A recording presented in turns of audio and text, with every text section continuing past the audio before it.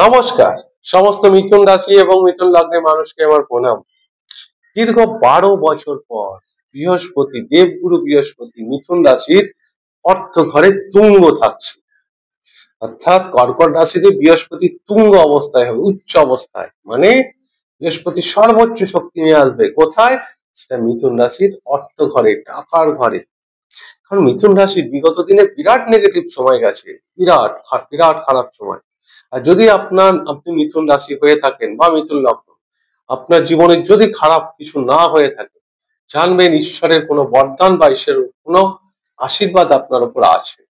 আপনার জন্মছকে বৃহস্পতির অবস্থান খুব ভালো, কোনো দৈব কৃপা বা অদৃশ্য শক্তি আপনাকে প্রোটেক্ট করেছে, বা বৃহস্পতি মতো গ্রহ বা গ্রহরাজ যে আপনার ভাগ্যবতী, সে বিরাট ভালো আছে বলে আপনার জীবনটা স্মুথলি চলছে, বিরাট খারাপ যায়নি। কিন্তু আপনি জেনে রাখুন যে ম্যাক্সিমাম মিথুন রাশির মানুষের জীবনে বিরাট চ্যালেঞ্জ এসছে। দেখুন, মিথুন রাশির তো 2, 5, 10টা লোক নেই, কয়েক কোটি মিথুন রাশির মানুষ আছে, সবার জীবনে আলাদা আলাদা প্রভাব পড়েছে। কিন্তু যদি আমি 80% মিথুন রাশির মানুষ দেখি, সেখানে তাদের জীবনে বিরাট সংঘর্ষ।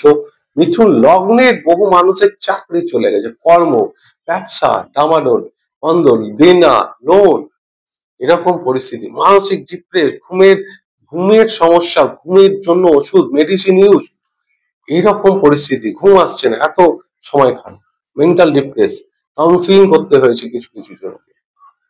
তাহলে আপনার জীবন যদি ভালো হয়ে থাকে, খুব ভালো, ঈশ্বর আপনার সহায় আছে, জানবেন। এইবার 12 বছর পর মিথুন রাশির যে কষ্ট দুঃখ গুলো গেছে, যাদের গেছে, এবার কিন্তু ঈশ্বরের আশীর্বাদ, বৃহস্পতি যে আপনার সপ্তম দশমপতি হয়ে অর্থ ঘরে তুঙ্গ অবস্থায় থাকবে 18ই অক্টোবর।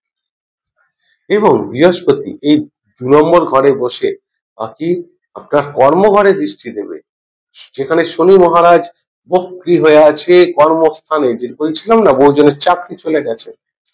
তো শনি দেখুন বক্রী হলে এমনি স্লো প্ল্যানেট, ঠান্ডা প্ল্যানেট, বিরাট নেগেটিভ রেজাল্ট দেয়, বিরাট জীবনে চ্যালেঞ্জ এনে দেয় কর্মে। সেখানে শনি যে চ্যালেঞ্জ পরীক্ষা নিয়েছে মিথুন রাশি, এবার সে শান্ত হবে। কারণ বৃহস্পতির দৃষ্টিতে একমাত্র শনি খুব পিসফুল, শান্ত থাকে। তাই বৃহস্পতি এবার বলবে যে তুমি অনেক পরীক্ষা নিয়েছো মিথুন রাশি, মিথুন লগ্নের, এবার শান্ত হও। তাহলে বৃহস্পতির দৃষ্টিতে শনি কর্মের জায়গাটাকে বিরাট স্টেবিল, কেরিয়ার, ব্যবসার জায়গাটাকে ঠিক করবে, সঙ্গে বৃহস্পতি অর্থের জায়গাটাকে ঠিক করবে। কর্মস্থানে দৃষ্টি দেবে, অষ্টম ঘরে দৃষ্টি। দেখুন, বহু মানুষ মিথুন রাশির আছে যারা শ্বশুর বাড়ি নিয়ে বিরাট সমস্যা, বিশেষ করে মহিলাদের ক্ষেত্রে। তো সেখানেও কিন্তু বৃহস্পতির দৃষ্টিতে একটা ব্যালেন্স, সমতা জায়গাটা আস্তে আস্তে স্থির করবে। মানে এবার মিথুন রাশির সময়টা ধীরে ধীরে ফেভারে আসছে, টাইমটা আপনার দিকে আসছে, শুভ সময়। এবং একটা মানসিক শান্তি, মনের জোর। এবার হ্যাঁ, মনে হবে যে মিথুন রাশি যে সবকিছু কাজ হতে চলেছে। আর একটা বৃহস্পতি 2 নম্বর ঘরে বসে 6 নম্বর ঘরে দৃষ্টি, অর্থাৎ সেটা লোনের ঘর। তার লোনে যারা জর্জরিত ছিল, ক্রেডিট কার্ডের পর ক্রেডিট কার্ড, একটা লোন নিতে গিয়ে আরেকটা লোন নিতে হয়েছে, একটা শোধ করতে গিয়ে পাওনাদারদের টাকা, বকেয়া টাকা, ব্যবসা করতে গিয়ে লোন, নতুন ব্যবসা, দেনায় জর্জরিত হয়ে গেছে। এবার বৃহস্পতির দৃষ্টি সেই দেনার ঘরে, লোনের ঘরে। তাহলে এখানে আপনাকে রাস্তা দেবে, কোনো কিছু বাঁচার রাস্তা দেবে। সেখানে প্রপার্টি বিক্রি করেই হোক, কারোর থেকে ধার হোক, বা কোনো রিলেটিভের থেকে টাকা বা কিছু ব্যবস্থা করে, এই বৃহস্পতি কিন্তু আপনাকে রক্ষা করবে লোন থেকে, রোগ থেকে।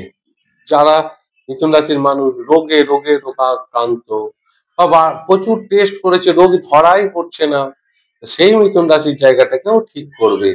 কোর্ট কেসের সামান্য বেকার ফেসে গেছে প্রপার্টি নিয়ে, বা যে কোনো ঝামেলায়, পুলিশের বা উকিলের ঝামেলায় ফেসে গেছে, উকিলকে পয়সা দিতে হচ্ছে, সেরকম জায়গাও কিন্তু মিথুন রাশি জায়গাটাকে ঠিক করবে। ফ্যামিলির জায়গাটাকে অর্থ করে, ফ্যামিলির জায়গায় বসে আছে, সেখানে ঠিক করবে।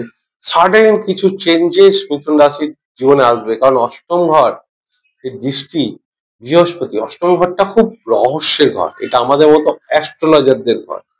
অর্থাৎ যাদের জন্মছক অষ্টম ঘর বিরাট শুভ না হয়, তারা কিন্তু অ্যাস্ট্রোলজার হতে পারে না। এটা তন্ত্র মন্ত্র অ্যাস্ট্রোলজি অকাল্টের ঘর, সঙ্গে রিসার্চের ঘর, এটা ইন্স্যুরেন্সের ঘর, এটা মৃত্যুর ঘর, এই জন্য শ্মশান বলা হয়। এটা দুর্ঘটনা অ্যাক্সিডেন্টের ঘর, অষ্টম ঘর। রহস্যের ঘর, অন্ধকার ঘর, এই ঘরের কারক শনিদেব।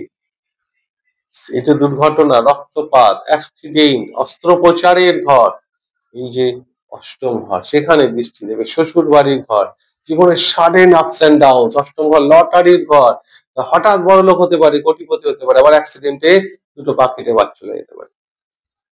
তো সেই ঘরে বৃহস্পতির দৃষ্টি মানে আপনার জীবনের যে বিরাট খারাপ নেগেটিভ সময়, সেখানে বৃহস্পতির আশীর্বাদ আসছে। বৃহস্পতির আশীর্বাদ আপনার মাথার উপরে আছে, এটা ভেবে নিয়ে আপনি নিশ্চিন্তে থাকতে পারেন। মিথুন রাশির মিথুন লগ্নে যে বিগত দিনে খারাপ সময়গুলো জীবনে যেতে দেখেছে, কারণ মিথুন রাশির মানুষদের 40 বছর লেগে যায় জীবনটা বুঝতে। এটা একটা জীবন মানে নাটক, একটা রঙ্গমঞ্চ।